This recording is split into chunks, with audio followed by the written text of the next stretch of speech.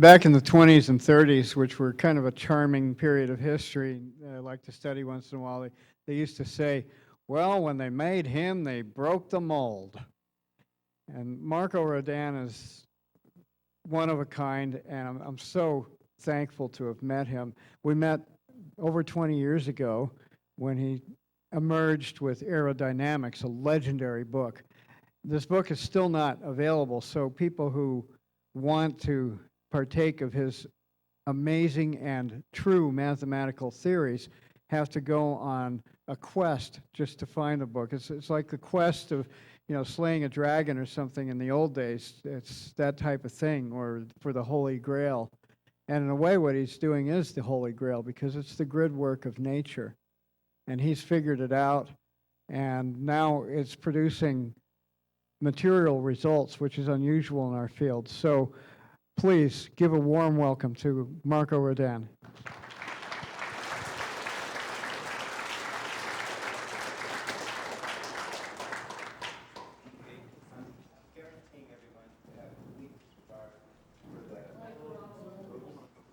Okay. Hello, hello, hello. What I'm saying is instead of, I'm going to always try and be very curt and short, but I'm going to have complete disregard for the clock. I have that freedom since it's Saturday night. And I'm the last speaker. Well, the name of the book that he referred to, I named Aerodynamics, the Dandelion Puff Principle, Point Energy Creation Physics. And I wrote the book with engineers in mind, be it computer scientists, electrical engineers, biologists. I was really addressing, the scientists. And I had the hopes that someday, without it taking too long, that I would get, assistance, and that I would publish a book or do something that was better. But I did each thing. I always had a deadline, usually like every couple years. And that deadline allowed me then to take everything that I'd done and back it up or try and save it in case, my life came to a conclusion. Is there a man here? Is Jack here? There's Jack. Is the other Jack here too? Where are you, Jack? That's Jack Schwartz. Could you come up for a second? So where is that portable mic? Michael Riversong. If I could have it for a second, please. Because I don't want to make everybody have to keep coming up to me. Thank you. I want to thank my team. This is Tyler. I want to thank John for bringing that bulletproof plastic shield. Neodymium magnets are brittle. If they were to hit each other while spinning, it would make a bullet. And many people have been permanently injured by them. So that's why that shield was there. So this is Jack. And I guess tell him how you came up to me last night and how long it's been since we've talked. Go ahead. 25 years ago. No. Louder. 25 years ago. The mic has to be right up to your mouth. I got a telephone call from Marko. I had no idea who he was. And here's what he said. I got your name from a friend. Can you send me $15 so I can FedEx you something? I said, sure. So I sent him the $15. He FedExed me, I guess, an original manuscript of his book. And I put it in storage. And I never met him. And I met him yesterday for the first time. I walked up to him and said, you don't know me, but I have your original manuscript. And that's 25 years later.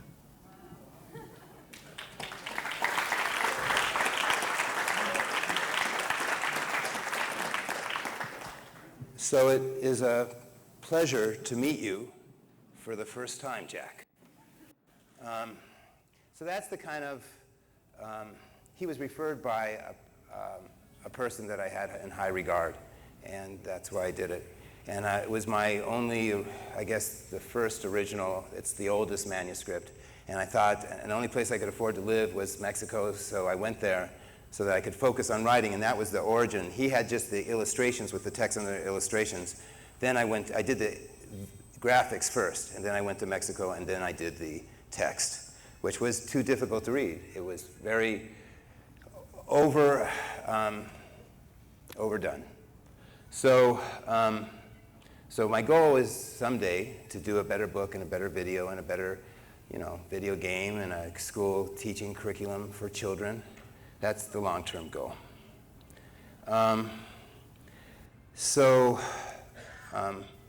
But I never knew if I'd be coming back from Mexico, so that's why I sent it to him. And he still has it.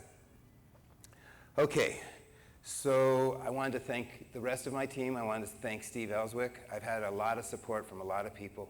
They're all spread out so thin. You saw the presenters, what they've done. You saw Jamie, Richard, Randy, everybody. I think I'm going to bring Greg up. I think I'm going to bring a few of them up again. I have a suitcase here, and I'm not going to say what's in it. No, not yet. I'm going to be very, I'm just going to say, I'm not even going to, other than for a second show the contents, I'm not even going to use it too much. What I'm going to say, though, is that I think that it's the Rodin coil, and it's the math taken from on another side door direction, and it might someday even be the main door, because it's gone in so many different directions, from computer science to power generation to propulsion to microbiology, So thus I'm going to jump around a lot. So the first thing I wanted to do is say a prayer. Oh, there it is. And Tyler's going to help me, and I'm going to often not be where I want to be and ask him to go forwards or backwards. O my well-beloved, thou hast breathed thy breath into me and divorced me from mine own self. Thou didst subsequently decree that no more than a faint reflection, a mere emblem of thy reality within me, be left among the perverse and envious. Behold how deluded by this emblem they have risen against me and heaped upon me their denials. Uncover thyself, therefore, O my best beloved, and deliver me from my plight. Thereupon a voice replied, I love, I dearly cherish this emblem. How can I consent that mine eyes alone gaze upon this emblem, and that no heart except mine heart recognize it? By my beauty, which is the same as thy beauty, my wish is to hide thee from mine own eyes, how much more from the eyes of men. I was preparing to make reply when, lo, the tablet was suddenly ended, leaving my theme unfinished, and the pearl of mine utterance unstrung. And that's Baha'i scripture written by the Prophet Baha'u'llah about 150 years ago. And so I guess I decrypted the scriptures. And I'm going to be very brief on that. Over 1 billion people speak Arabic, Aramaic, Hebrew, Farsi, which is Persian, and their grandparents, more current generation, has lost the mystic teachings. But their grandparents used a form of mathematics. They would write poems as presents for others' birthdays to give as a gift, because every letter has a number. It's not like English, 1 through 27. It's a sacred, holy part of the religious scripture, a part of the revelation of the scripture teaching. And so it goes through 1 through 10, 10 through 100, and 100 through 20, 100 through 1,000. So I use this math. In the scriptures, you have the Word of God, which is not a word, but is a sacred, it's the aleph, it represents all the vowels. It's complicated because in those languages, in Eastern languages, you can't start a vowel with a syllable, because pure breath, which is what a vowel is, has to be started with a consonant. That's linguistics and phonetics. That's why, like when we have the name Aaron, you have two A's. The first A is the glottal stop. In English, it's called the International Phonetic Symbol, glottal stop. Anyway, I said I'm going to try and be as brief as I can. because I'm really not so much as trying to educate on things as I am rather trying to cover a lot of things. But that aleph always represents one. It represents the Word of God, and then you have the consonants. And anyway, I had 3 letters. I had the aleph, the B, and the H. The B was the number 2, the H was the number 5, and the aleph was the number 1.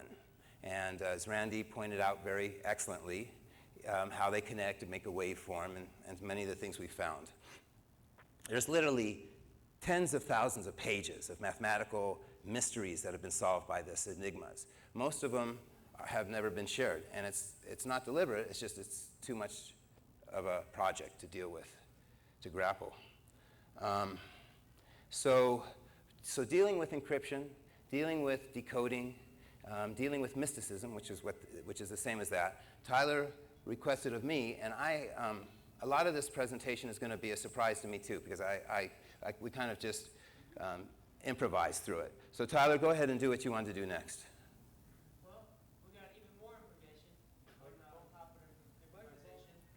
Wait.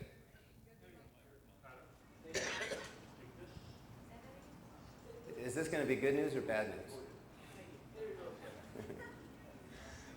Here you go. I don't think there's a such thing as good news or bad news, just news, updates. So more information, the videos don't work with the current system. But we are like that's why John says he wants it a week beforehand, always. Correct. In addition. But we are known for freestyling, and that's how this whole discovery came about. So I'm sure everyone can appreciate it. So let me ask, none of the Sky collections of videos work? The computer won't play any videos. No, what we would do, no, I'd rather accept that as a final conclusion. There is one other option, Tyler, if you want to go to the trouble. Because the time does belong to us. True. You can take your laptop and you can put it underneath the projector and show it straight up. I'll do that. I'm going to grab it right now. You have a choice between my laptop, which is a pretty good screen. You have Peter's, whatever you feel you want to do. You got your key handy? Thank you. You got your key? You have it? In my shoes, I stuck my wallet. In your shoe. Yeah. Okay. All right. So, all right.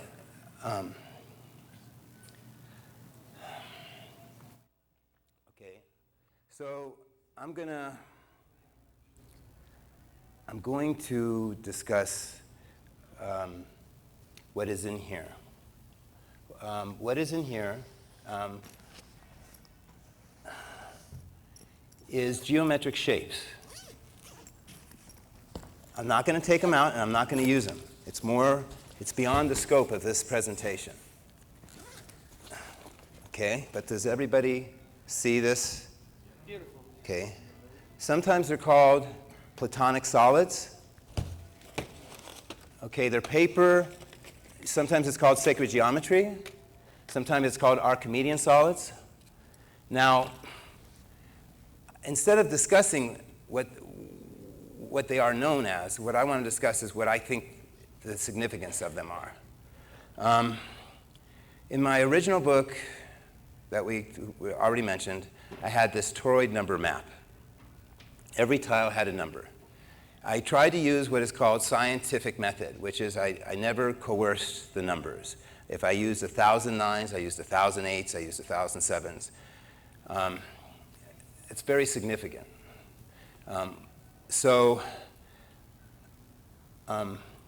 It turned out that in this number map, there was 3 things that were profoundly significant to me. Other things in it I knew and recognized, such as the multiplication series and different things, but the 3 things were what I call doubling circuits, which there are 2 of them, going in opposite directions, and every number is the opposite polarity. And there's this thing which has never been known before by present-day Western civilization, academia, I'm sure, which is this 396 pattern, 396693.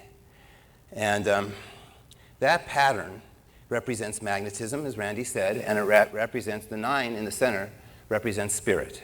You can call it, simply put, in the center of electricity is magnetism, and that's where they stop today. But where I improve the art is in the center of magnetism is the source of magnetism. It's spirit, prana, chi, tachyon, monopole, inertia, ether, dark matter. It's what everybody's looking for today.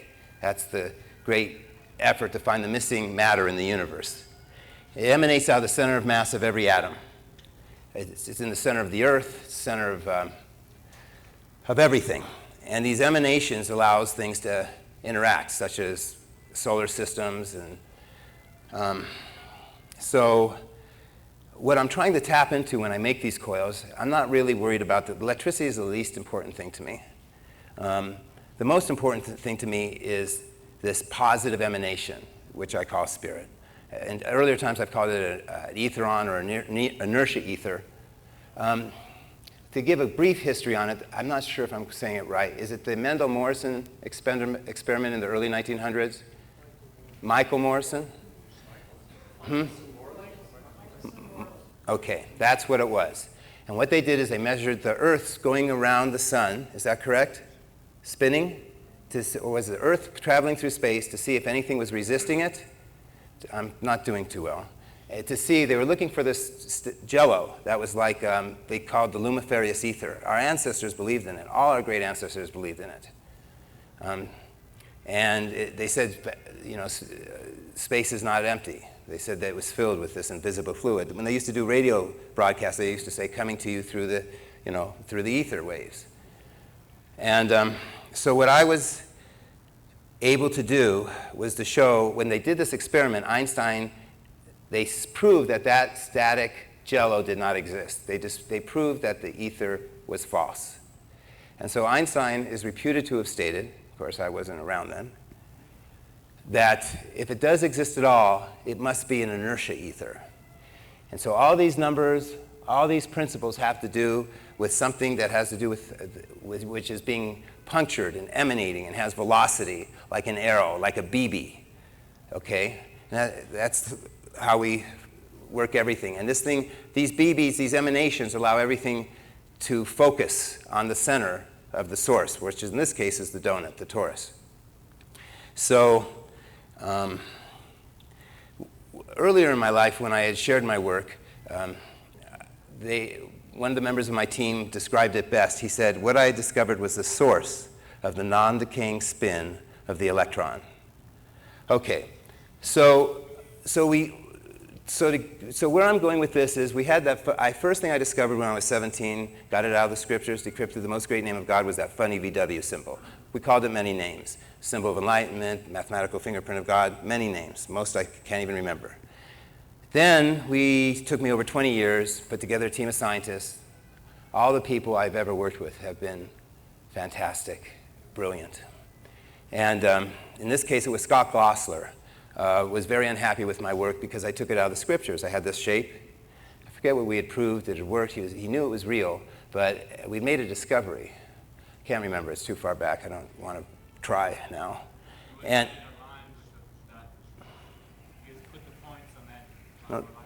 no, that I know. But what I'm trying to remember is why he was so unhappy.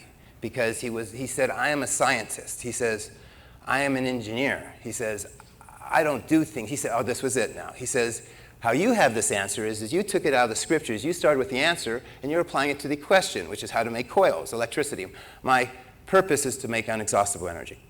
And he said, I don't do things that way. I'm an engineer. I'm a scientist. We start with the question, okay, and figure out the answer. He says, you did it with synthesis. He does it with, excuse me, analysis. What's going on? Oh, no, I haven't seen these before, and they insisted, so I'm in big trouble. I guess you better kill the light, though. So this is Peter's and Tyler's brainchild, and I must confess that Tyler and me had been up for 3 days when we did this. How many? Did we sleep at all? 3 days. We never sleep. My time is over. So this is their presentation.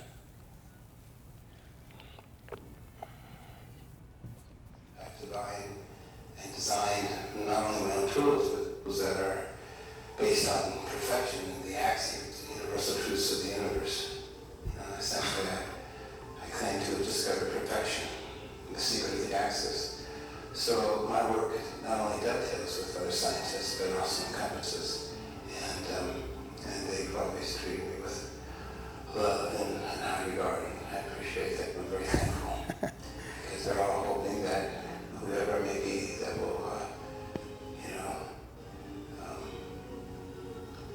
that will pierce the veil and usher mankind to the next echelon of science. That's what I came to do. I came to using my new discovery of this new energy to make coils and motors. I claim to obsolete the combustion engine. I claim to get rid of the space shuttle. I don't need rocket fuel. I can do it based on using an electrical maturity, using my coil to create what I call localized space-time implosion. It's so powerful that I use the coil to turn into a nozzle for transportation. Miracles happen. Good things happen. I remember when I'd been in the tennis club, Valley Tennis with me and my dad in San Diego. I just trimmed all the trees, and I was asleep in my room from camping with the branches I was doing. And I thought I was in the deep darkest sleep, so much so I couldn't even dream. And all of a sudden, an energy shot from the farthest other side of the solar system right through my door and stopped in front of me in the room. And all these voices, it sounded like a corrupted angel saying aerodynamics. And yes, just kept on going for like 30 seconds, so it started crackling. And I said, who's there? Someone had broken into the room. Turned on the light. I was a 2-inch particle but door weighed like 100 plus pounds. Of course, it was latched. And it was pretty serious. There's miracles in this world. They say in the human being is folded up all the worlds of God contained inside us.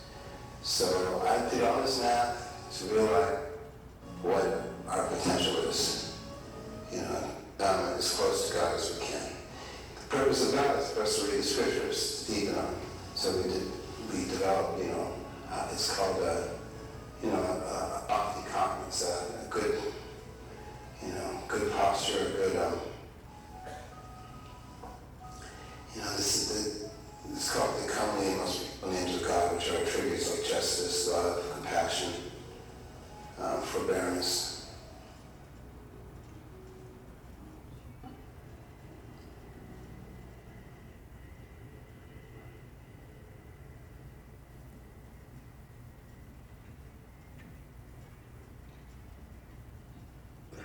Oh.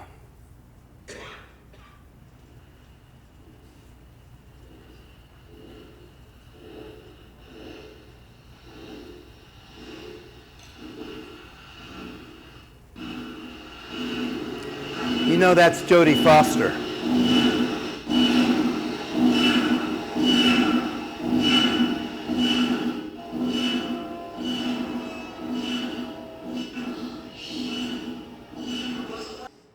The spherical torus thruster and impulsor electrical toric space-time implosion field generator, otherwise known as the Rodin coil, is noted for displaying interesting electrical and magnetic phenomena.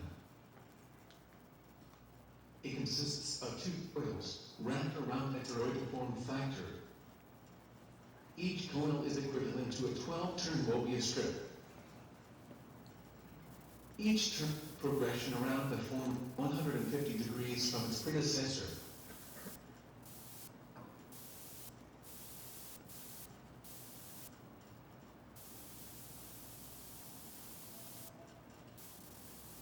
When you're getting the toroid, a vortex becomes noticeable within the center.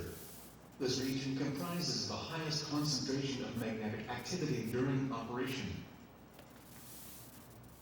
During operation, there are 3 vortices progressing from the circumference of the toroid through its center. One from coil 1, and from coil 2. The third comprises the region occupied by the 2 coils. This region is said to be where important etheric interactions between the 2 coils takes place.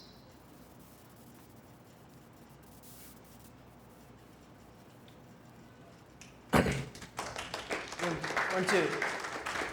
just to touch at everybody, if it didn't make sense or not, the reason why we played the movie Contact is because literally that's what happened, but minus a physical satellite, but through the intelligence in the brain of Marko Rodin, the signal came down to discover what is now called the fingerprint of God, which is really the primer to decode everything else. So that's the relationship. You're on. Is he on? You okay? Sitting on it. Let me see. This fell out. Anyway, I can speak loud for the moment because Let me see it. I know what I had in mind. The So I'm base mute. 10 system, that funny VW symbol, was rehydrated or decrypted, but Can we go back to the videos? Yeah. it makes the toroid map.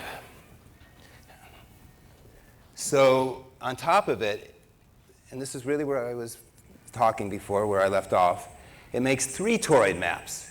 But what never changes is the coil, is the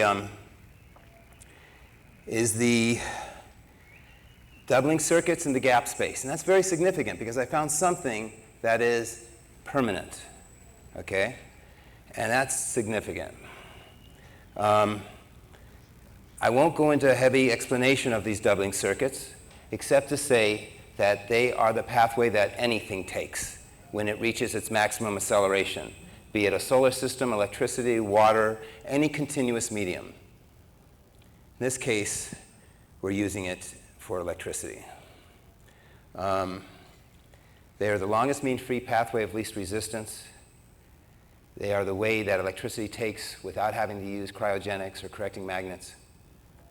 Okay, so I wanted to share why I did this work originally. I did it because I was working on toroidal pinch to create mirror symmetry coils for a sustained fusion reaction, because they use mirror symmetry coils to make a magnetic bottle so that the plasma doesn't burn through, because any cement or steel can't hold the temperature of a plasma. It would incinerate it. So I did this, and that's what this toroid is. It's the ultimate mirror symmetry coil. It's like a baseball. So, okay. So I stress the decryption side of it because it takes us to the next, probably, it actually is before where we go to this. It's the next foundation of this. We got from the symbol to the toroid. There's 3 maps. And after the 3 maps, I was working with Farrenthorpe. I like to call him Professor Farrenthorpe, but he was a teacher at a high school. He ran the physics department and the computer department. And the best kind of friend he was one that gets in my face or questions things. And he wasn't happy that I used the base 10 system.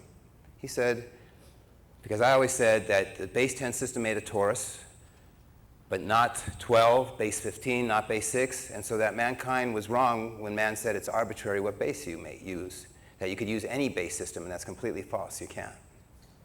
So he came over one day to my home. It was in Hilo, Hawaii. I had an old cane plantation home, and I had a big dry erase board on it, and he says, I figured out why the base 10 system works. And then he not only explained it to me, but he set forth and he did a proof for over an hour and a half. Those are the images. That is, but I won't look at it because I don't want to be distracted. What he said was the base 10 system is not because we have 10 fingers. And this is not 10.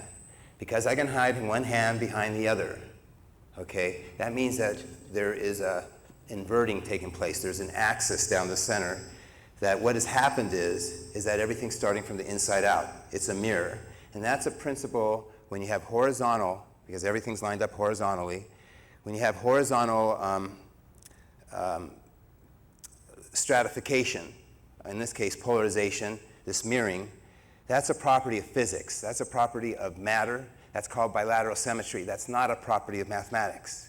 So when I had that funny VW symbol that I could fold in on itself like a butterfly, the two wings, I knew I had the biggest discovery, period. And that's why I devoted my life to it. I also knew that it was a gyroscope, just like in contact, that even numbers are gyroscopes, little mini gyroscopes, and even that electricity is little miniature gyroscopes. And then I use them, I gear them, and teeth. The electricity I just referred to as microscopic particles of matter in motion. Jamie would say that those matter come into existence from that motion, from that spin, if I can interject. And he very well may be correct, because it's a big subject. But those electrical particles, microscopic electrical particles in motions have to gear, they have to mesh. The puzzles, must fit together. The pieces must match. So anyway, so he said that the base 10 system comes from the first prime number 3 squared, first true prime number, which is modular 9. 3 times 3 is 9. And that's exactly what we did on these toroidal tiles maps. We started squaring them. And of course, it ties in with energy on a z-axis from the axis itself. And so it has to match nature, which is the inverse square law. So Farron then said that the next base toroid system must be the next prime number 5, which is 5, then squared, which is exactly like contact. So sure enough, 5 squared is mod 25, base 26. He did it on a dry erase board, and sure enough, he did tile it with numbers, and it made a torus with 4 conductors instead of 2 this time. Randy would have said for base 10 it was 6, and for base, what would it be for base 26? Go ahead, I don't mind. How many conductors would you say? If base 10 has 2, no, 6 by your standards, how many would be in base 26? 6. You have to work on it. But what I add to it, and this is not, and everything that Randy has done, maybe we have some differences, but they're more diacritical than they are accuracy, such as where boundary condition lines go and stuff like that, is accurate. Everything he's done is accurate. What I have done is I've had doctors that are friends, and they say medicine is an art. And I use the scriptures as a guide, which is hard to believe. But it talked about how the universe was created and how every solid thing was made to flow. And it talks how all the contingent beings were inverted. And when making these coils, I wanted to invert it. And the bifilator coil is inverted, because I never did have a computer or the resources or the staff to do the animation, so I did it all using cardboard and rope and yarn. Okay, the reason I went into this was just describing it because I say it's bifilator, and because I incorporate an inverting with the conductors leaving the coils. And I might add that Randy and me are extended family. So I'm looking for people to rip apart and dissect this discovery. Because I'm, mortal. And I did my best to describe it, and I took on that responsibility only because it was original and it was new. And I was the finder of it. Okay, so back to base 10. So base 26, Farron did it. It made a torus, so the next base that would be a toroid, that's a true base counting system, would have been base 50, because the next prime is 7 squared, which is modulo 49, base 50. I might add that all toroids have a hole in the center. In the center of our Milky Way is a black hole, and in that black hole there's a singularity, and it's not solid, and the universe isn't shrinking into it and disappearing and evaporating away. There's a hole in the center, it's a nozzle, everything compresses. Eventually our Earth will be pulled in and come out the other side as a hot, gaseous, plume, that will eventually form other planets and congeal. So it's a cycle of a heat sink. It's heat dissipation. It's a thermal harmonic, as everyone has said, principle. And these numbers are all harmonic. They're all passing vibration waves, and they are stationary. They're like nodes, but I'm not going to dwell on that. Okay. So back to the next topic of discovery that we're discussing was, we started now with primes from Farron. I was never really interested in primes, and I'm not embarrassed to say it. I'm not, because I don't pursue mankind's mental gymnastics, and that's been one. Also, pi, endless non-repeating decimal. I'm interested in concrete, new discoveries that would help mankind's environment, and the ecology of the Earth. So, with Farron's prime numbers being toroids, and having the base 10 being a prime number, and that there was 3 toroid maps in it, with the circuits never changing, that brings us to Greg Volk. So, so what I think Greg Volk has discovered is he has taken it from being a toroid coil, and I'm only guessing, to a molecular structure. It's using geometric shapes. It's called a rhombic dodecahedron. I'll let him pull them out, they're his.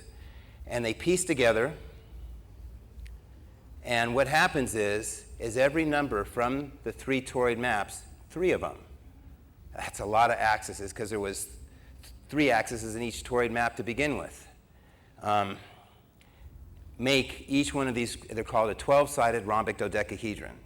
Now, I get a lot of people complimenting me on things that I don't even understand, saying that I've figured it out. Like one of them is membrane theory. There's only person that could know what is right and what is not wrong on superstrings, membrane theory, cosmology, creation is Greg Volk, not me.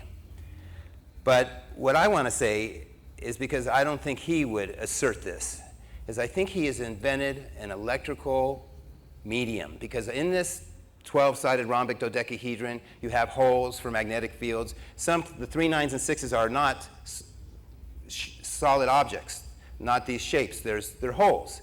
And this is a shape, this is a matrix for energy to flow in. When I did this work, what this math is, it's called the underpinning geometry of the universe. It's a hell of an assertion. So now with that, I'm asserting that Greg's work can be applied to make the ultimate solid state, nanotechnology, molecular engineered energy device. And now, I don't know how many other things we have, and I'm going to ask Greg just to elucidate briefly on his discovery, and then I'm going to keep moving on. So I'm going to give the mic to Greg. Well, thank you. Mic on? I guess the appropriate thing is to sit, huh? Yeah. I'm not used to that. All right, I'll try to make it brief. I got to know Marko's work, it was more than a year ago, because we met each other a year ago at this conference.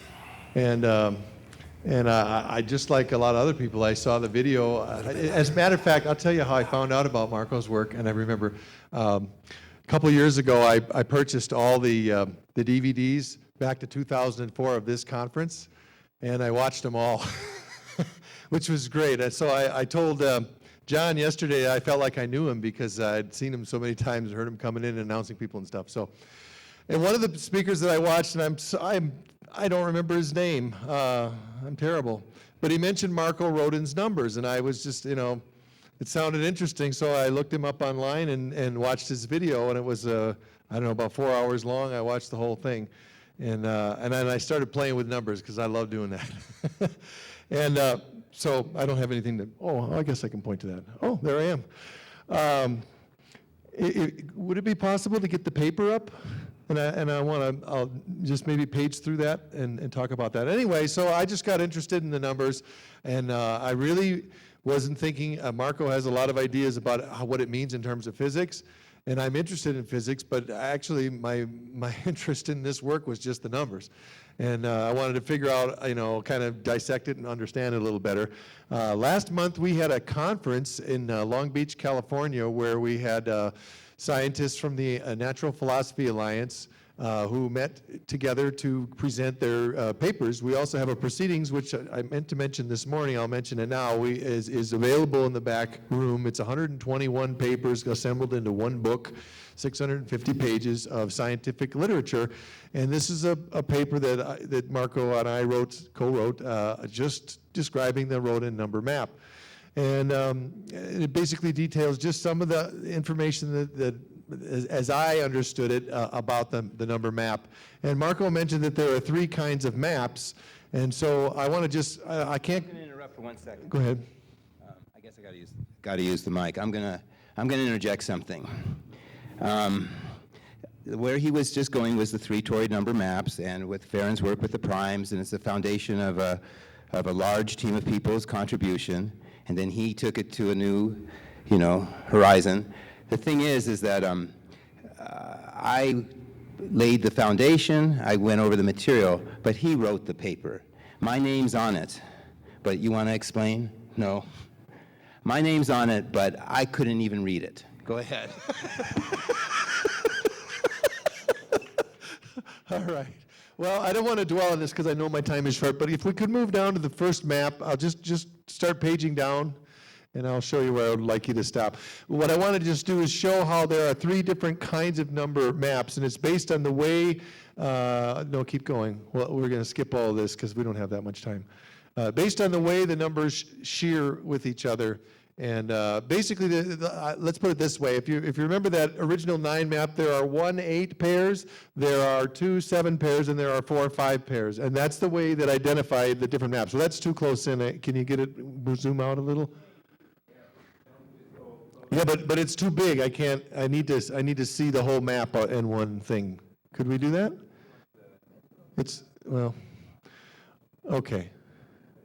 But this is not the one I want. We need to go down further. I'm sorry. I came up with a little nomenclature, and that was only for my benefit. Let's another page or 2. I'm sorry. I don't want to take 2. Okay, that's a good one. Okay. Let's take a look at these. No, okay, that's good. If we can just hold it, that's fine. Okay. I'm trying to figure this out here. Okay, that is what I call a 2x4 map or a 4-7 map. What I mean by that is in the horizontal row, you'll notice that the numbers go by 2s. 1, 3, 5, 7. They go by 2s in the horizontal, or here 1, 3, 5, 7. Everybody see that? In the vertical columns, they count by 4s. 1, 6, 2, 7, or they go the other way, 1, 6, 2, 7. So this is what I would call a 2-4 map. What you have to do is, well, the three kinds of maps are going to be counting by 1s, counting by 2s, or counting by 4s. And the 2s are really also 7s. Greg, there's only one you. 2s and 7s. So we have 1s, 4s, and 7s. We need to get 1s, 4s, and 7s are the 3 triangles that he was talking about earlier. You want to make a mention? Something? They don't know how you're getting those single digits. They don't realize when you go from, everybody here does? Okay. I'm just, all I'm trying to do is identify what a 2-4 map is. I'm calling it a 2-4 map because on one direction, the x-axis, we're counting by 2s. On another axis, we're counting by 4s. The third way to count is by 1s. And so there are 2 other maps. One would be a 1x2 map. One would be a 1x4 map. And those are the 3 kinds of maps. One more time, say the 3 maps. The 3 maps, according to this nomenclature, is a 1x2 map, a 1x4 map, and a 2x4 map. A 2x4 map is also known as a 4-5 map because if you go along this axis here, you're going to find the numbers 5 doubling up, and then you're going to find the numbers 4 doubling up. 5, 5, and then it counts through there at 4, 4. So it could also be called a 4-5 map. Okay, so the 2-4 map is also a 4-5 map, if that makes some sense. If we can find one more example, I won't have to show all 3. I'll just show another map and identify it so we can see. Probably on the same page or close to it. Okay, and A new one. Is that okay? And is it correct that each one of these maps is one of the 3 different toroid skins? Yeah. So there's 3. So when you look at a toroid, when they show the diagrams, I always check to see, well, which map is it, and I look how it's counting, and then I know which map I'm talking about. No, that's too far. Go up a page, if you would. That, by the way, well, never mind. That was a 25 map, and I used the letters A through Z. That's a good one. Oh, that's a 4x2. I don't want that one. I'm sorry. Could we do one table before? Because that's the mirror image of the one we were just doing. Again, counting by... I'm sorry. Okay. Up. That's the one we just had. I'm sorry. One more page back. While he's looking, what Greg did is he has the most coherence, I'm claiming. I already was claimed to have by Russell Blake. Sorry about that. what he had said Fair. was impossible, which was having so many numbers, so many different multiplication series axes. Essentially, it's the table most 4? regularity. The most regularity in mathematics. He's taken all three of those and taken them to a whole new level. And I believe it's a real object, a real solid, that it could be, that relates to real molecules and real atoms. Either one. Either down or up. Doesn't. There, we're perfect. Thank you. This would be a 1x2 map. If I have trouble understanding I'm it, counting by ones. I on the don't see how top you're row. going to do it. Counting by twos on the side row. So this is a 1x2 map. If you follow this diagonal, you'll see that it's a 2-7 map. Here's the number 7. Going down here, there's the 2. Here's the 7, there's the 2. So that's a different map, and yet both those maps have the 3, 9, 6, 6, 9, 3 pattern, and it also has the 1, 2, 4, 8, 7, 5 pattern. Regardless of which kind of map, what's going on in this column will always be the same. So, question? What's the significance of those numbers? That's for Marko to say. No. I told you, my interest was just playing with the numbers. I feel like I've lost my mic, have I? Yeah. Say something. Sounds good. Okay. You back? Okay, so at this point, all I'm doing with this paper is exploring the numbers and trying to see something about the numbers. Well, all right, I'm trying to make this short. So what I want to do now is just simply say, what I thought, could we perhaps map all three of these maps simultaneously? Because there appear to be three axes, the 1 axis, the 2 axis, and the 4 axis, and make it a three-dimensional thing. That's all I was thinking, and it turns out that you can, in fact, do that. And so you can get not a map, but a three-dimensional object. And so now, Marko always draws these. He draws axes along the diagonals. So each of those cells, if you were, is actually a diamond shape. You've seen that on Rodin maps before. But it's a diamond shape in this plane. It's also a diamond shape in the Z plane. And the diamond is looking like this in the Z plane. And it's also a diamond shape in the Y plane. Okay, so I've got 3 planes intersecting. And it turns out that they intersect in such a way that you're actually going to get a shape that, I got the wrong one here, I've got to find one. I was displaying these last month and they got all messed up. I just need one of these, that's all I need. I can't find one. That's not it. There we go, that'll work. Okay, can we zoom in on this? I'll try to show you what I'm trying to say. Well, yeah, but I want to twist it around. Okay. Can everybody see this okay? I'm pointing an axis at you. So that what I want to do is, I can't hold the mic, show you this. Can you hold the mic while I'm talking? Okay. Okay, here we go.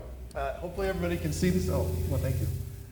There's an axis here pointing in. Okay, this would be like the z-axis pointing out, and I've got a diamond shape here. This corresponds to one of the cells in the Rodin map. It has four neighbors, just like the Rodin map would have 4 neighbors.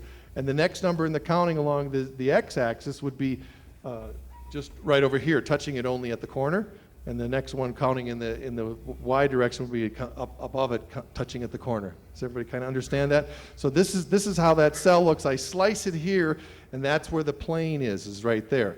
My z-plane is here, and I'm slicing along the diagonal of this shape to get another map. If I twist it around here, it looks exactly the same in that plane.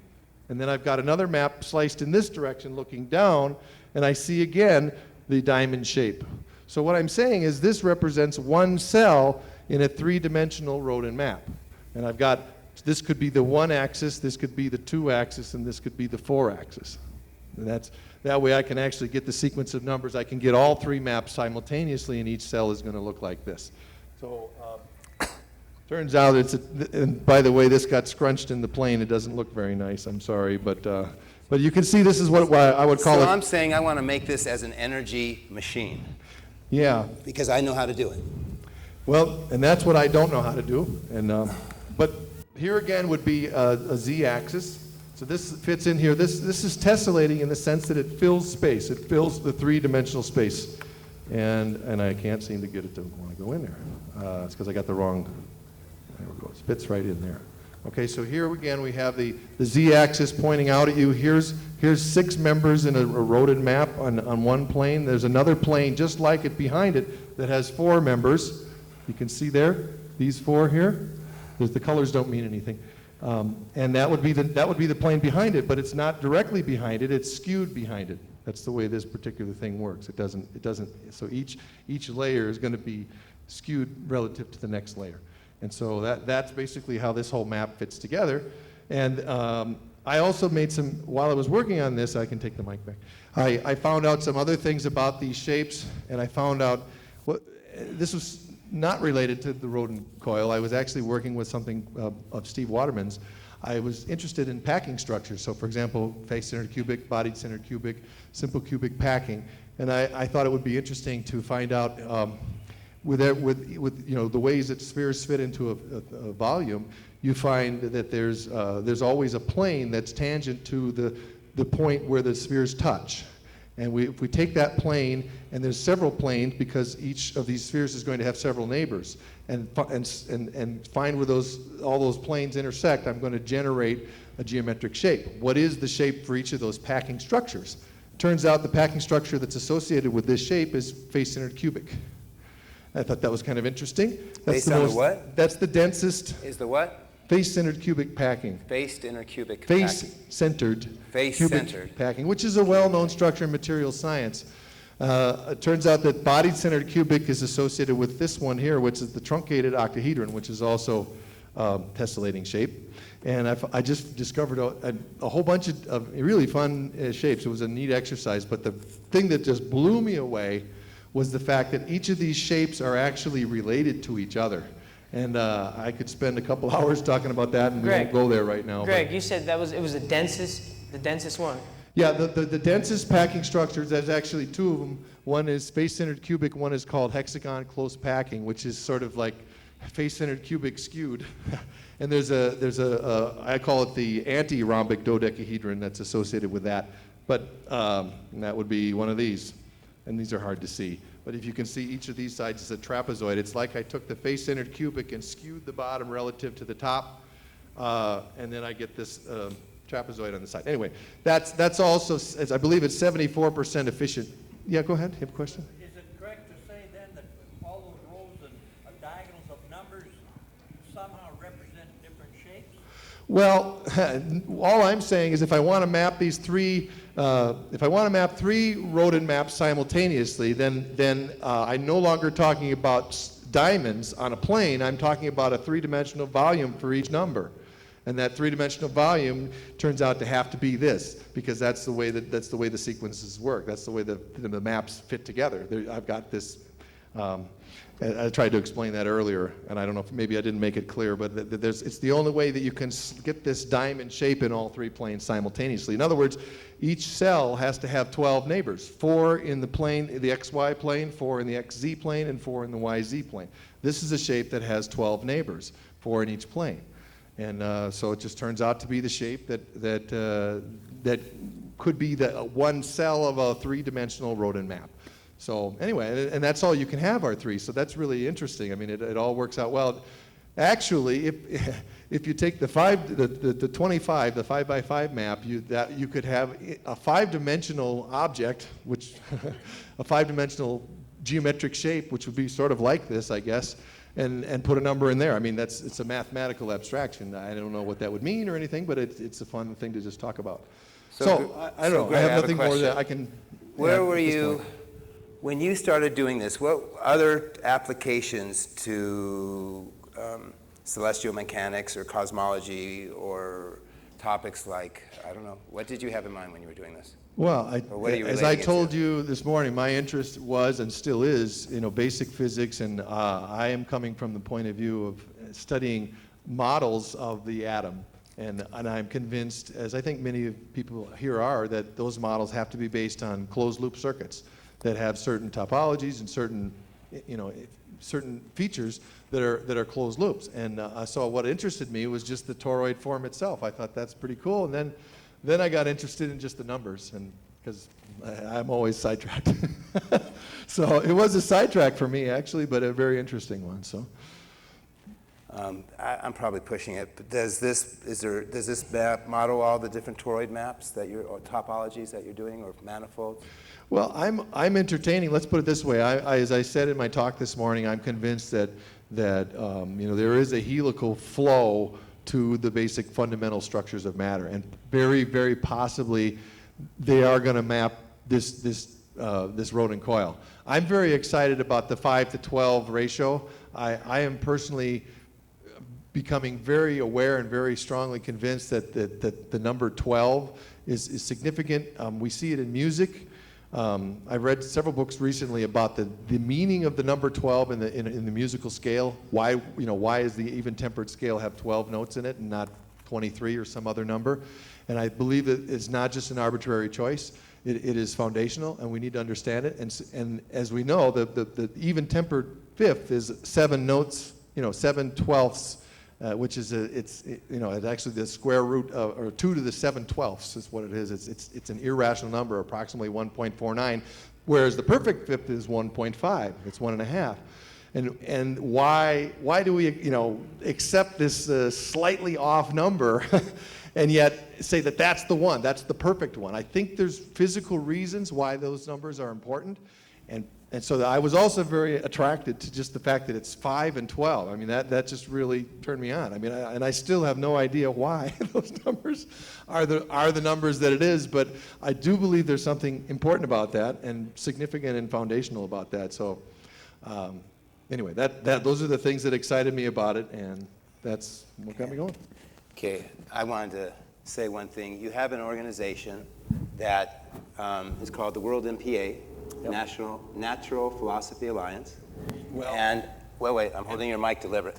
N is in Nancy, NPA. And the reason I'm holding your mic is because I want to state that after he made this discovery and after the last convention, which was a month ago, of their last presentation, which were how many presenters were there? Presenters, well, we had about 50 presentations. 50 presentations. 50 presentations. We had 120 papers, so actually most of the papers were from around the world. We have scientists all over the world who are writing scientific papers. A lot of the people that were there were speaking Russian. Yeah. And well, I mean, saying a lot of those people just didn't come, but they're contributing to But I met a lot of people that had been on an airplane for 2 days. Oh, yeah, we have people from all over the world, just like here. So you now have, one of the products that your organization had was a hell of a networking, interfacing for the members. So the goal is for you to get funding to create a service for other organizations, such as this organization. I'd love to see it for TeslaTech. Yeah. You have the best internet interface of any organization in the world, I'm convinced. Oh, thank you. You can and so I'm hoping you get funding for it, and you're looking for funding, and I'm going to mention that for each member here. Okay, thank you. Well, can I just say a little bit about what you're talking about? Yeah, I did it for you because you Thank you. I just want to to elaborate on that if I can. The World Science Database is something that actually David DeHilster, who I've been working with closely for 2 years, it was his brainchild. And I got interested in just helping out and contributing information because I'm so in love with this, what we're doing with this independent science and trying to figure out physics, and it just feels like, well, let's put it this way. When I was in college, I thought, wouldn't it be cool to come up with something, like, Michael Faraday or somebody like that, and I just didn't think it was possible because I really thought we kind of already figured all that basic stuff out. And since getting involved in this, I've found that's not true at all. And it's Michael Faraday time. I mean, we have a chance to be the ones that are making the big discoveries today, and that, boy, I'm telling you, I get excited about that. And so I'm reading all this stuff, and I'm finding out what everybody's got. I've got 1,000 books in my library, and I've assembled most of that in the last 3 years. And I've just been putting it up on the website and sharing it with everybody, and it's free. It's worldsci.org, and a lot of the information that's on there I put there. But other people are there, and we're looking for people to volunteer. If you're interested and the website excites you, we're trying to warehouse. People have been, like TeslaTech conferences from back in the 1980s, and we got other conferences in other areas of independent science where people have been publishing journals and proceedings for conferences, and this stuff is sitting in people's closets. Maybe it's in your closet, I don't know. But we got a lot of stuff, and I'm talking about tens of thousands of publishable scientific papers that are not out there for people to read, and that is a crime. And I'm trying to do what I can to rectify that. I got 6 boxes of material from the founder of the NPA, who died in 2002, just this week, I'm going to weed through all of that. We got hundreds of papers we need to post on the website, so we're going to put that stuff up there. We get the abstracts as best we can. We're doing it. We would like volunteers if anybody has a passion for that mission. And help us out, because it's something that we feel strongly about, needs to be done, and it's going to benefit everybody in here, as well as everybody in areas of cold fusion, relativity theory, quantum theory, all these people that are working on their own and don't realize that we're not alone. There's a lot of us out there working on these things independently, and we need to help each other and use the internet. It's our best friend. So I wanted to say that they have the best public display of information anywhere.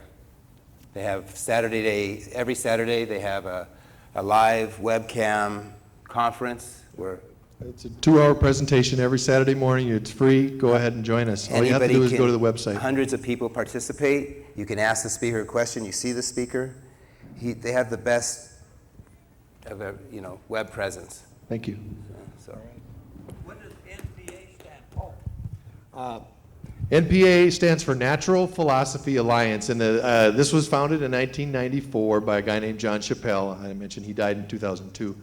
And the reason they chose that name was because science has come to mean something that it really wasn't originally. If you go back even 100 years or a couple hundred years ago, they didn't use the word science. They used the word natural philosophy, which is a broader term.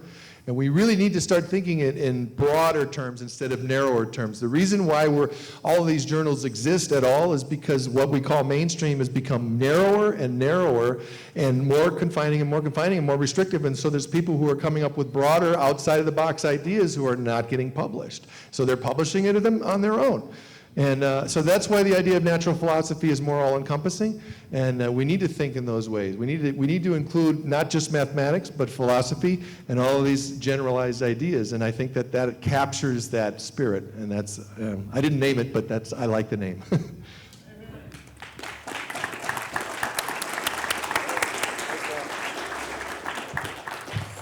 Marko, how does that engine work that you said? Oh, okay. I'm saying that this is what silicone wafers are to solar. I'm saying this is a better type of membrane or matrix or lattice structure. And so it needs to be applied on an atomic molecular structure to make the next energy devices, because the ultimate machines do not have a rotor, do not have a ball, do not have moving parts. They're solid state,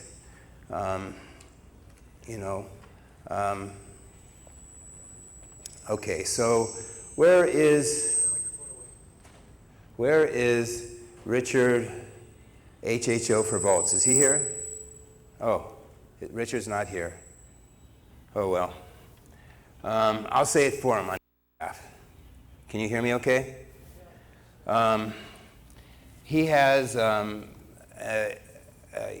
archival film restoration business, and during the recession it was slow, so he had time and he started researching hydrogen, how to make smaller coils to produce hydrogen, and that's what he's been doing with the Rodin coil for cars, for transportation.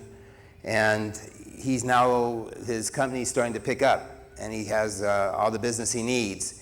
And he's been playing with this, and this conference is the last deciding turning point where he has to choose whether he's going to work full-time on making new technologies or if he's going to go back to his video company. And one of his inventions, as he said in his presentation, and I'm kind of recapping for the presenters, I've taken on that self-appointed position. One of the things he said was he could save 50% on a space heater. He said that he could use a Rodin coil with a carbon rod, with some other wrappings, and he could save 50. He was getting so much heat out of it that he would add a fan to it. There was so much BTUs that he could make a space heater and save 50% of the United States heating oil consumption and electrical consumption that's used for heat. So I wanted to hope that he somehow gets assistance, that he can stay on task. It's very common through my life that people who have mastered this discovery and approached it so enthusiastically and applied it to their specialty, whatever their expertise was, that I lose them. Eventually they have to go back to the real reality and make money and have a normal job. And I lose their discoveries and their talent. That's essentially what I've done. What the book is, why this even Extraordinary Science Conference is to preserve and hopefully support, but keep from losing these people's brilliant perceptions and discoveries that are unique. Now, the next person that I want to talk to, and last person, and then I have something to say on medical, is Jamie. Is Jamie still here? No. All right, we lost Jamie.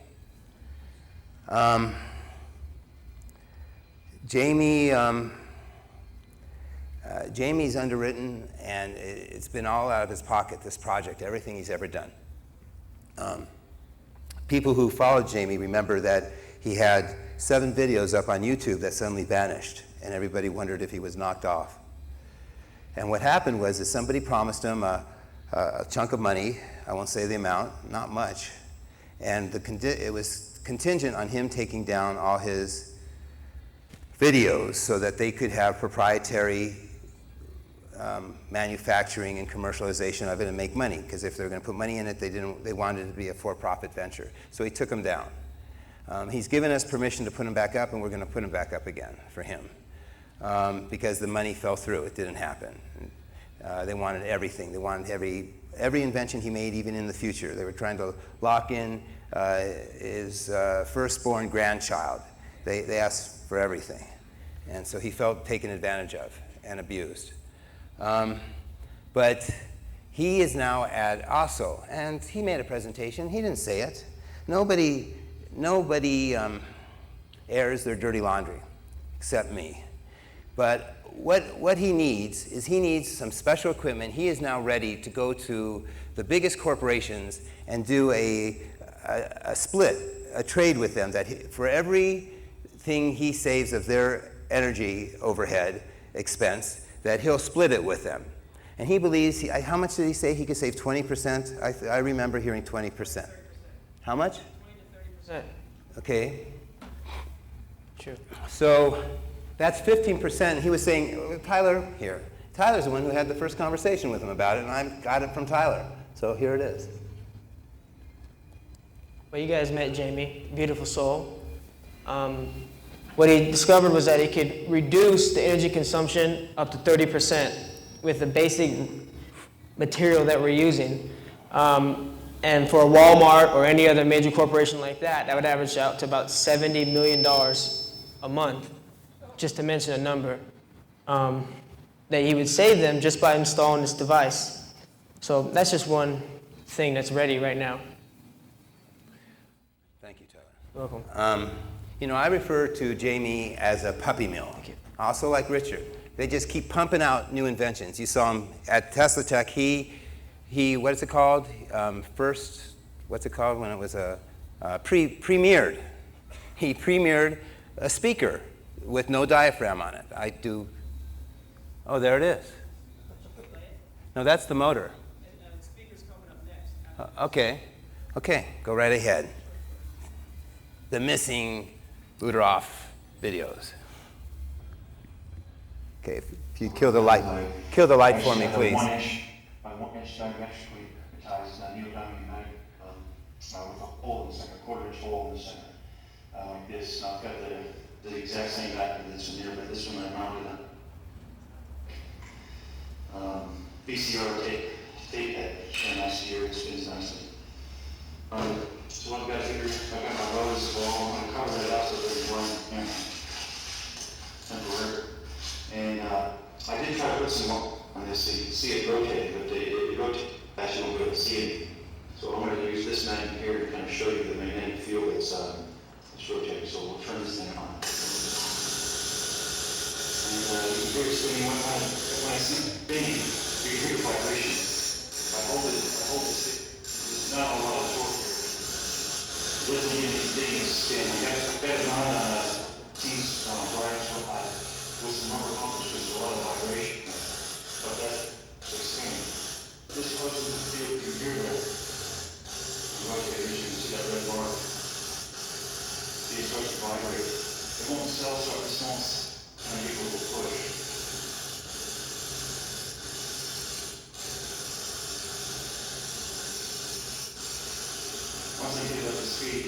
seems like.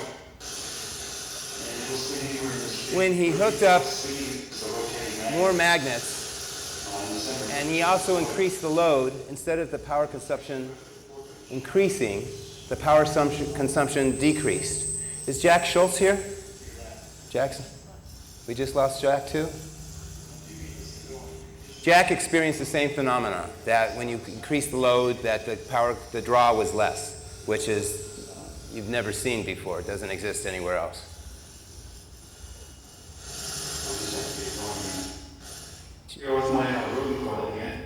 As you can see, it's got it laying down flat. Right here, I've got beaker wire hooked up to. I've hooked this up to a 1500 watt amplifier. Just put it over here. The 1500 watt amplifier, I've got it hooked up to the tuner. And so what happens is when I pump some juice in here, and you don't really hear anything now, but I've got a nice ring magnet here. As soon as I get this ring magnet close into the speaker, you can hear that.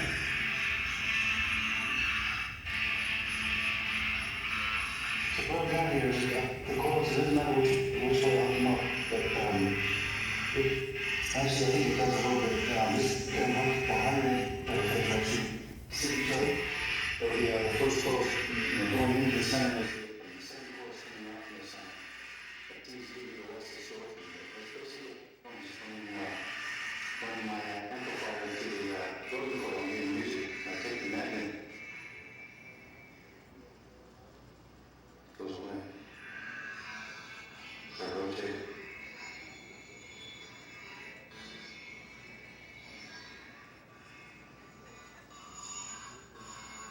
Really good basis there.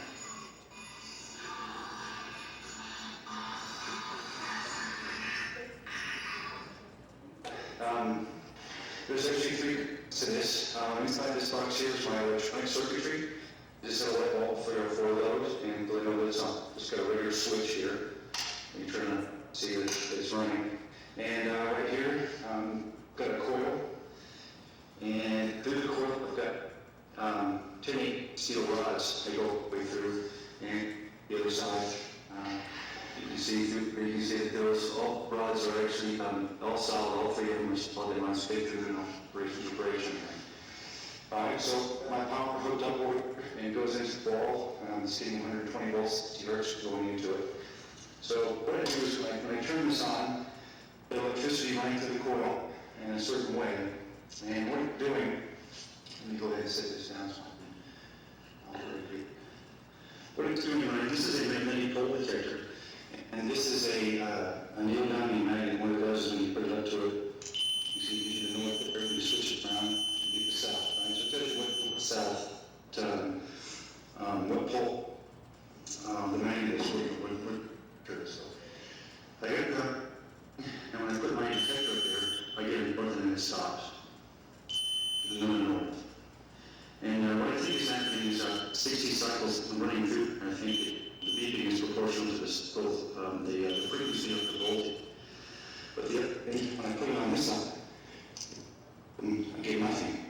I get no south. What he said is he doesn't get a south pole.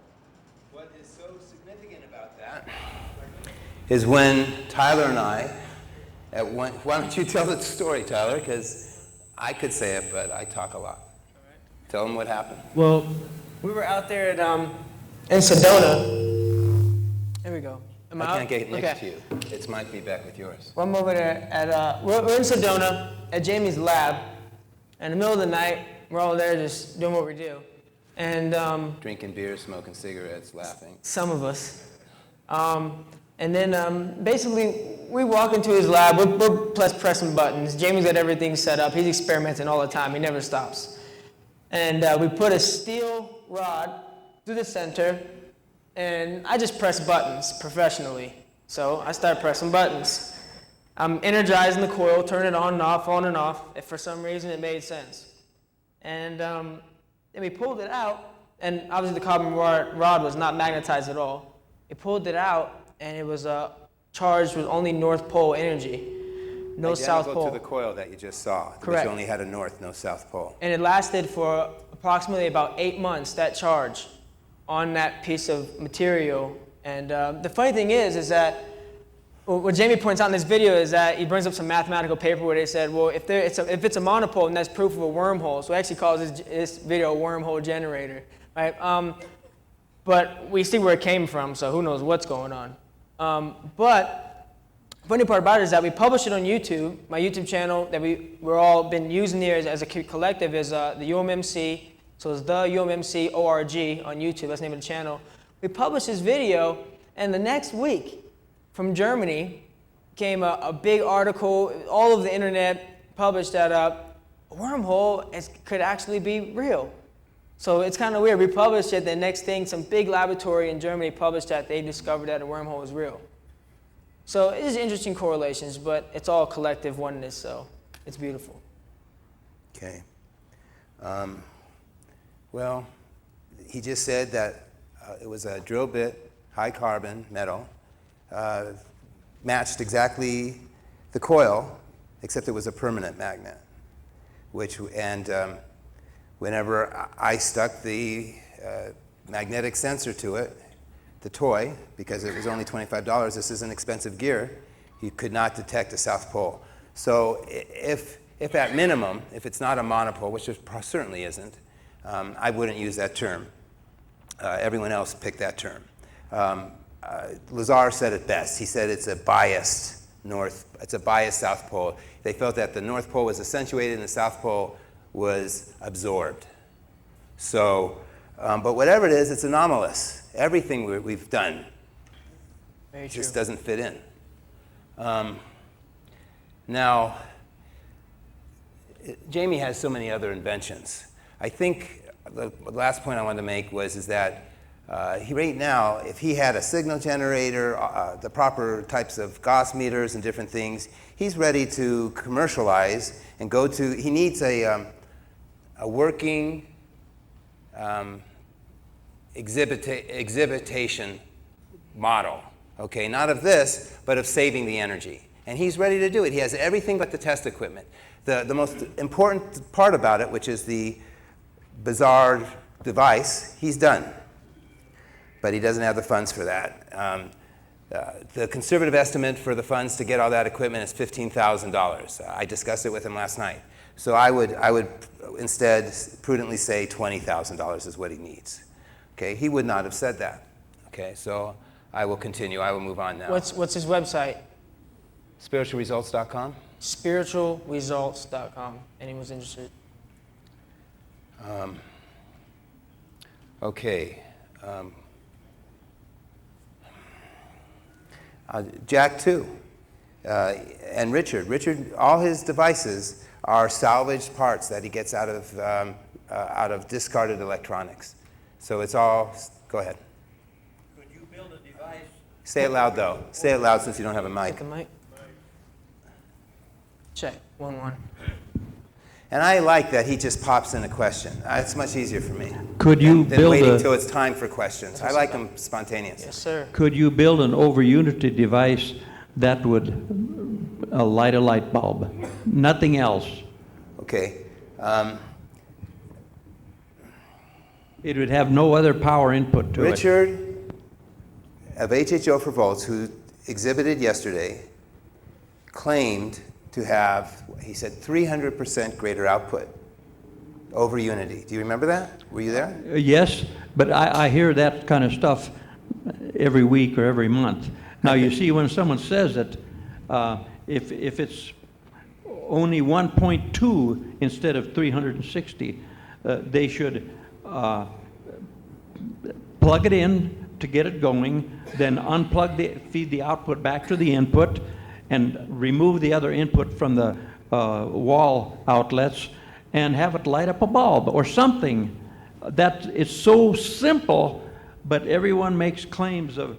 Most people don't even know what they're talking about when they say over unity.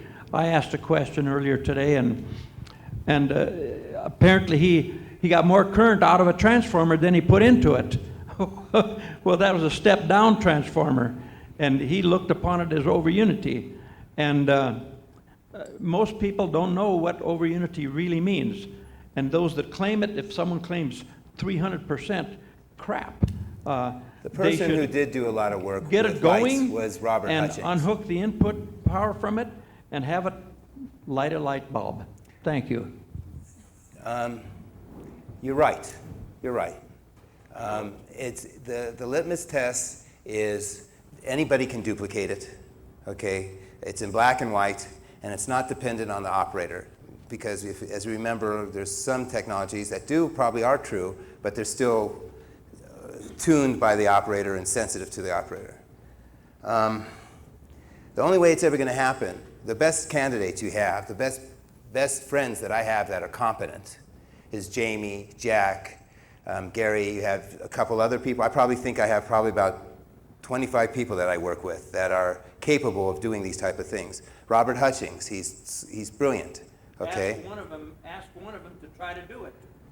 Well, Jamie's claiming a 20% savings right now, of 20 to 30% savings. You know, everybody here is backyard scientists. They're garage inventors. They need resources. They need to transition to the next step. That's what Steve's afforded people, is exposure, you know, so that they can move ahead. That was the original purposes of these type of conferences 20 years ago, was to bring in financial investors, managers, and stuff like that. New energy symposiums in Colorado, Denver Science had raised funds for many of their scientists. They were very successful. But most of the organizations, Steve's the last one just about. Dean Stonier passed on. I spoke at his group multiple times. He'd pay my airfare and expenses. He had a great Denver Global Science. Steve Ellswick has all his videotapes from all the conferences that he did in Florida now available here. I'm glad that they're still available. And I'm on some of those. Psychotronics was a hell of a great organization. They specialized in medicine, primarily, radionic devices. Bob Butlick was the kingpin behind that. He was the operating wheel. He passed on within a year or so ago. And he was the most wonderful man in the world, the best friend anyone could have. And his family, his son, Scott Butlick, didn't keep up the organization and all the other members, and it folded. And it's defunct now. No, it's not. Well, the last meeting, I'm told, was just a trickle of people, if at all. But who said that? Maybe I don't want to speak if you know better than me. Where are you? Right here. Come on over here for a second, please. And just say whatever you want to say. Where's the mic? Oh, Tyler has it. Right here, sir. I'm grabbing a seat with this. What's your first name? Ivan. Hi, Ivan. Hi there. Marko. I was just at the meeting. Here you go. Thanks. I was just at the meeting, and the USPA just in a word was sort of an umbrella organization. You got to hold it right against your mouth. The USPA, the U.S. Psychotronics Association, was an umbrella organization very early, and was responsible for exposing people like Bob Beck, Bearden, Elizabeth Rauscher, who was there this year, and a bunch of real shining lights. And a lot of organizations sort of fell out of that because they were an umbrella organization, and a specific types of interests evolved, there they went. And so they're struggling. A little bit louder. But this year was at least a moderate success, and had some good speakers. And I hope to see this organization continue, because frankly there are too few, and this is one of them, and the USPA is one of them, and there are a couple of Tesla organizations, one in Philadelphia that just had a conference, and that's about it. So we also need younger blood. If you look around who's here, how do we get younger people interested in this field? I'm happy to see that you have some I'm younger not so guys. young anymore. Yeah, but you have some younger guys. I have a real young crew. Yeah. And that's fabulous. So good luck. What's the website? Or how do they reach? Because Psychotronics.org. Thank you. Do you mind if I say something? Not at all. Please. This is Harvey. My name is Harvey Fiala. I have a master's degree in EE from California Institute of Technology. Now, that's not a PhD or anything, but I've been interested in this stuff for an awful long time, and I've searched every place, and to the best of my knowledge, there is not anyone on Earth who can build an over-unity device that puts out, you remove the input power when you get it running, and it runs and it'll light a light bulb. Now, one of our attendees here, I won't use any names, but like 10 years ago, he says, I'll give $1,000 to anyone who can bring a device to one of these conferences and to show me and have it light a light, put out 1 watt, just 1 single watt. Now, we can do that. There's a crux to this.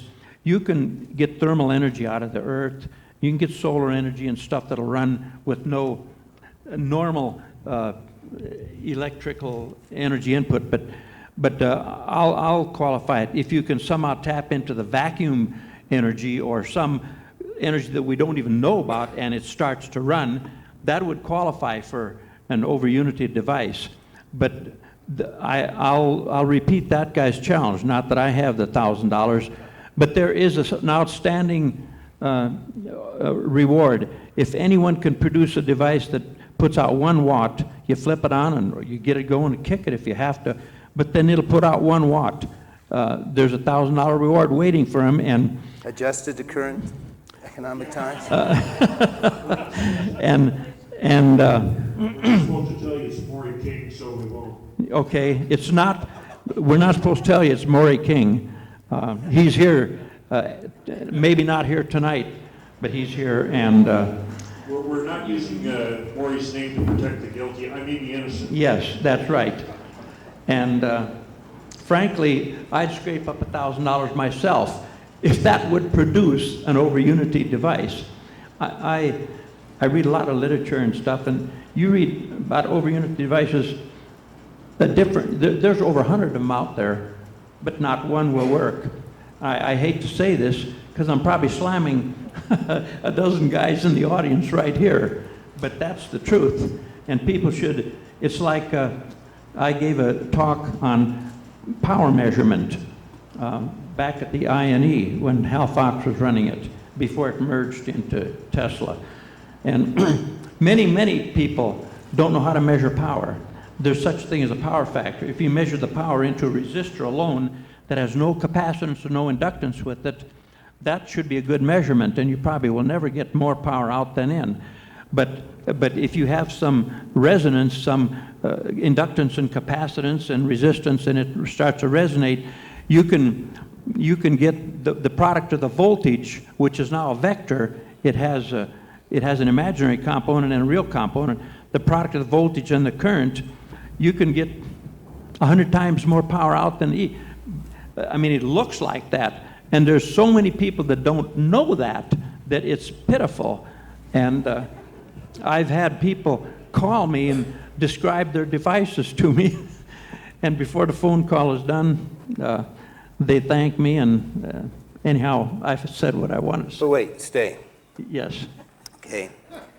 So for Jamie to make these devices that have a savings, or even to work in over-unity, I mean, or Richard or Jack, they need equipment, and they need a conservative amount of money for equipment is $10,000 to $20,000 minimum. That's right. Okay, that's the only thing I was trying to. I have an inertial propulsion device. Get out. I have not built one that I'm proud to show yet. Say it again. I have an inertial propulsion device, and I'll tell everyone here that you can talk to all the physicists you want. They will ask, is gravity a force? Obviously it is. I am putting a 150-pound force on this, and it is putting a 150-pound force to hold me up. A table provides a counterforce. Now, if you take a simple gyro, a toy gyro, and you speed it up and it'll precess round and round and round and round. Now suppose you're smart enough to set it down and it'll precess half a circle, and you say, wait a minute now, I'm going to change the rules. Instead of going back to where it started, so if you've accomplished nothing, have it go around 180 degrees, then you got to be tricky enough to make it go 180 degrees in this way, and keep that up like a S wave, and then you will get something moving. And what force is moving it? Gravity is a downward force that causes precession. The precession is sideways. It's lateral or horizontal. Even though the force is downward, vertical, the motion is sideways. And you just have to be smart enough to do that. And I've done it with toys, and I don't have a motorized toy because, well, I see that so many people, I see such fancy things. People spend $50,000, $100,000, and usually they have to have a hard money investor or someone, and he'll own half the company or 90% of it, and I'm no longer in that position. Something like that can take 5 or 10 years to really develop a product. But this is an example. It's not over unity. And this device, gravity is a force, but it's not the source of the energy. In fact, since nothing is being raised or lowered, the gravitational potential remains the same, but you have to have, I'll say, a battery to drive it, or a solar cell, or an RTG, or something, a little teeny gas motor or something. But it'll, with my device, it'll provide horizontal motion without a propellant. And that's the first level of inertial propulsion. And I'm defining that myself as providing horizontal motion on this planet without a fuel, without a propellant, I mean. You have to have a little battery or a solar cell or something. And a level 2 acceleration would provide, level 2 inertial propulsion would provide acceleration. My device cannot produce acceleration, but, and I'm working on how to get it to accelerate. If you could have a battery in it, or a solar cell, and it provide acceleration, you could go in outer space and just keep accelerating, until you run out of fuel. Or now if you could tap in a 0-point energy, or like the Searle device, as it claims, then you would not run out of fuel, and you could go to the stars with the Searle device. Now he's claiming that it can be used as an energy source. It's sucking energy out of the vacuum, and the vacuum will not run out. Now, in addition to that, you have to be able to accelerate besides energy, and his thing would be the greatest. But I just bought a magazine out here with. I'm very inquisitive into this, and there's other authors that say that to this date, there is no evidence of any craft being able to hover, let alone rise. We hear stories from Searle's team that, and you can't find a living being who can support that. And I think that there's only 2 devices, and they're both the same. It's the Searle device and the Hamill device. Those are the only ones that have the potential to accelerate and draw energy from the ether. And I say that they have the potential to do that because I don't have enough information about them to say they can't work. If you give me enough information, I'll be able to say it can't work, or it does work and maybe I don't even know how. But I don't have enough information. Now I think I've gotten enough information from the Searle troop to make a good evaluation of their SEG for their IGV, the inverse gravity vehicle. They and I don't agree on that yet, and I do not have enough information on that. But that's the story on over unity and getting energy from the vacuum and being able to accelerate. I have another concept. Wait. Harvey? Yes. If we can get the oops. Thank you for sharing. You're the people that that keep us going. Thank you. So I greatly appreciate it. Do you have family here? John. My wife and my son John, he runs the whole show, and his son John Arthur, who was here, but he went to a camp 70 or 20 miles away. He's a Boy Scout. It's a Boy Scout troop. So Big John's your And dad. I've had all 3 generations. I mean here. your son. Pardon? Big John's your son. Big John, yes. Yes, that's my father. And, He hates to admit it. he's a little more humble than he's stating. Actually, the VMT and HMT, he actually has working models. He has, he's humble about it because he wants to prove it and have all the math done before. Just as the model works, in his mind, he doesn't think that's acceptable. You got to have the math to go with it. And I agree with him. And I have to keep presenting. his grandson was preparing a paper, time dilation and contraction with a dampened inertia field. So his grandson's, I don't know if you... Where is he presenting it? But his grandson, don't worry, his grandson's much worse than he is. Testing. I'd like to say 2 more things. One, you all heard of Dr. Eric Lathwaite at the Royal Institute in about 74. He took some say 30-pound, some say a 40-pound flywheel from a vehicle and put about a 4-foot shaft on it and had a guard on it so it wouldn't dig into the carpet. And he spun it up to like maybe 3,000 RPM. And he picked it up with his little finger and he wrapped it around and he raised it way over his head, Because 40 it was pounds. spinning. And It's even a strong man on a magician strongman couldn't do something like that. And I understand exactly how he did it. There's a limit to it. Actually, it depends. It's converting. What was the second thing? Okay, the second thing is this, that nothing is supposed to be able to travel faster than the speed of light. And here's my understanding of it. Nothing can be perceived to travel faster than the speed of light. If something is going faster than the speed of light away from you, you can't see it. And its light will never get to you because it's going faster than the light that it emits. Because the photonic energy Now, stands still as it culminates while the vehicle leaves you. Now, I've presented presentations on inertial propulsion 3 times in a row. Not this year, last year, but the 3 earlier years. And all 3 times I said, if you could simply get something that accelerated at 2 Gs, just 2 times the speed of gravity, and probably draw off of the 0-point energy, you could go toward the nearest star, Alpha Centauri. It's 4 light years away. And in 1 year, you'd get up to twice the speed of light. And people say, you can't go faster than the speed of light. I'd say, look at your wristwatch.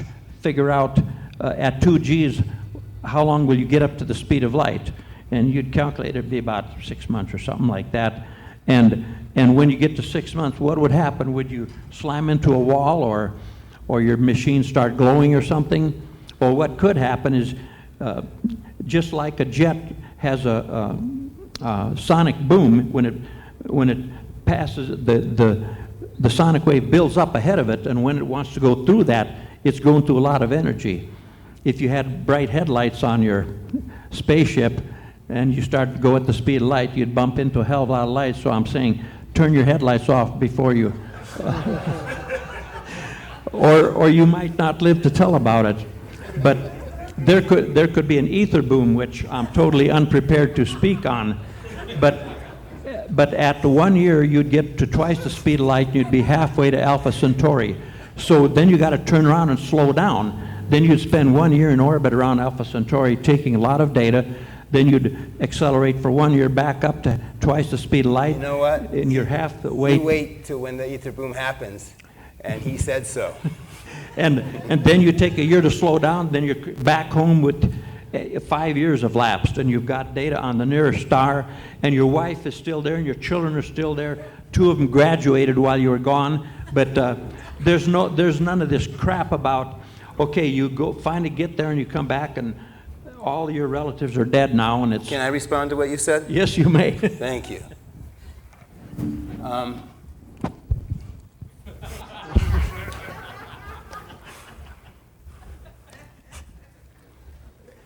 There's no excuse? No, you're not. Where's the microphone? I already put it away. I must have hit some nerves or something. No. No. Actually, what you he know says what? is true. If you do it in time dilation field, you can do that and accelerate, and you don't notice any difference. The people around you don't notice.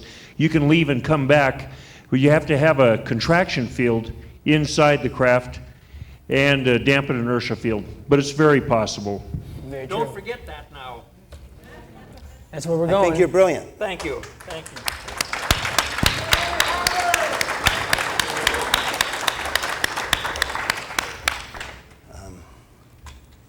It's a level playing field.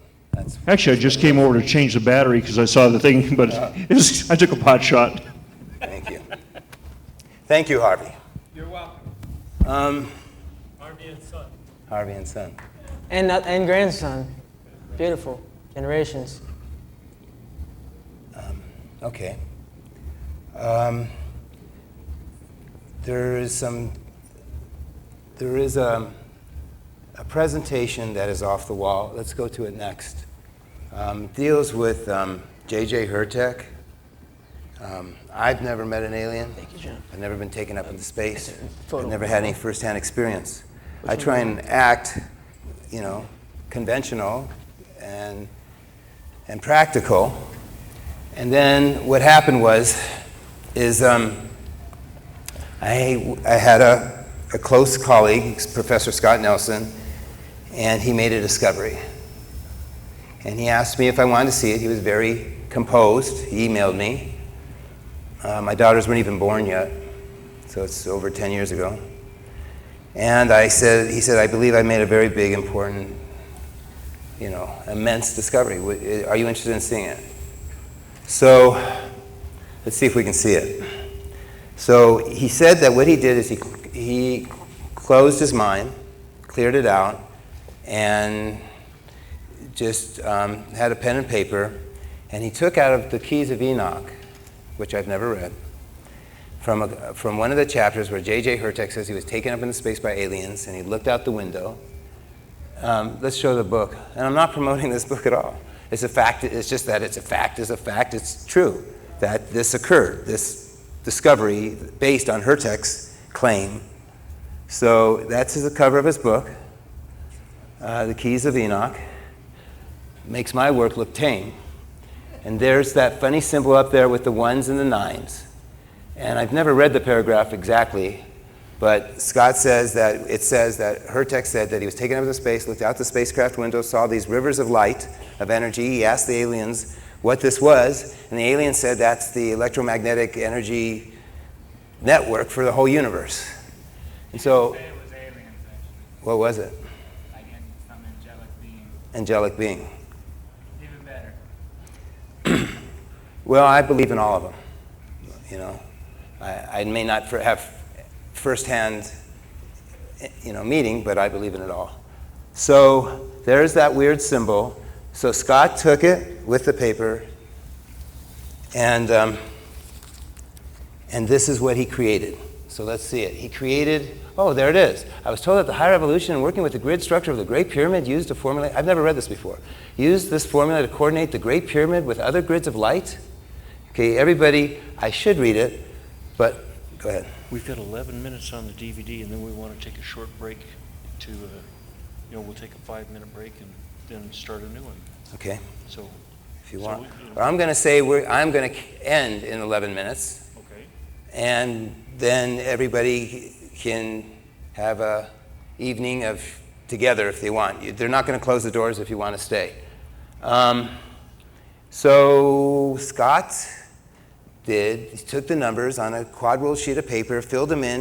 There was a lot of spaces in between that. He came to the conclusion that that was just half of it. You see how it looked like the numbers were overlapping? So he unfolded it out, he said.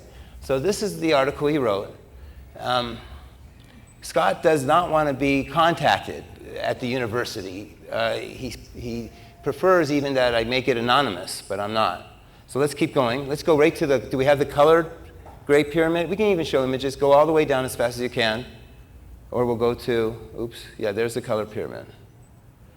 So, where's the laser?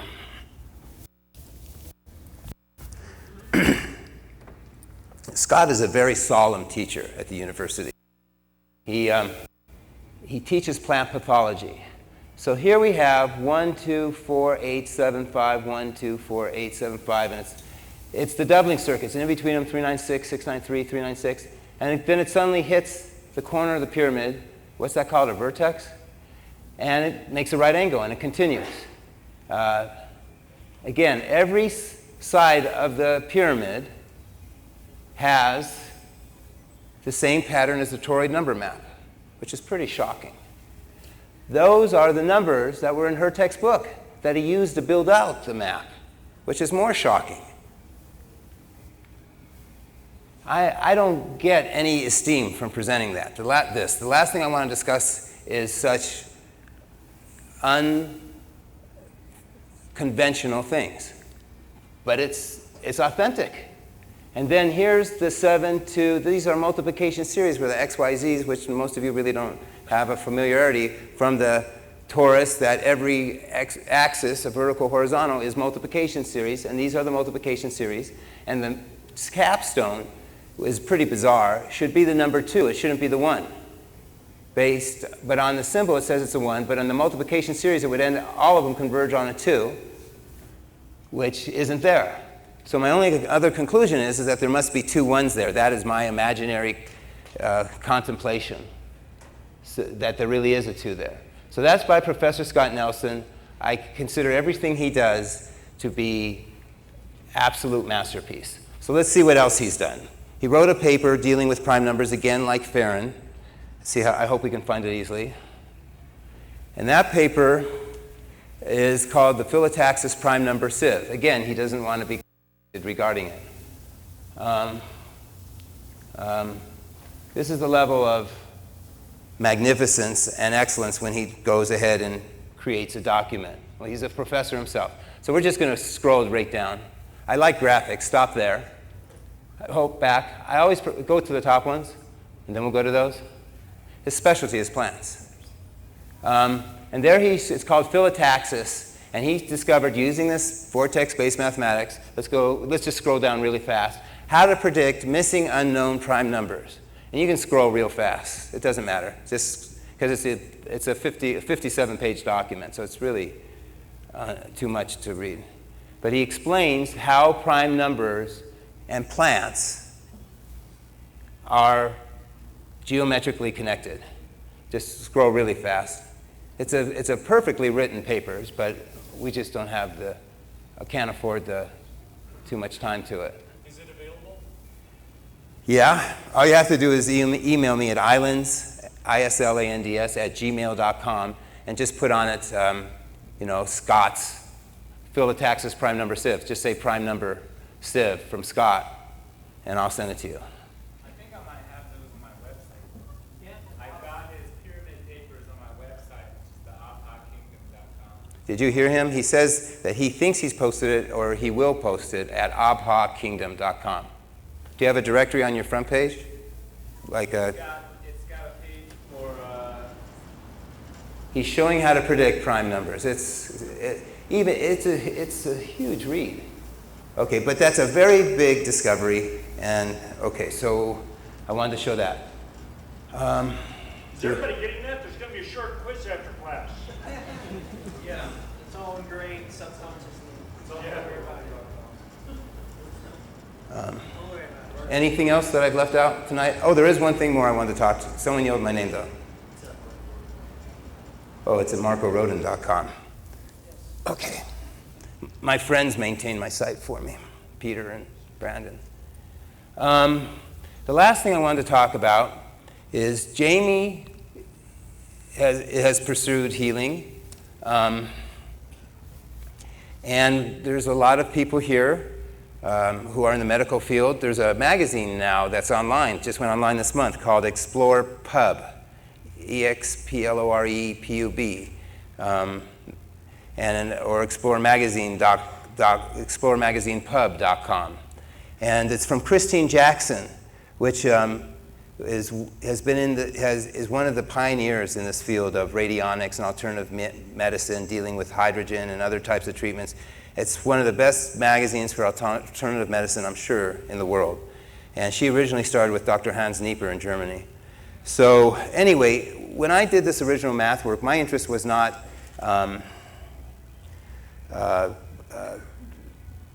initially wasn't technology per se. It was more on how the brain works.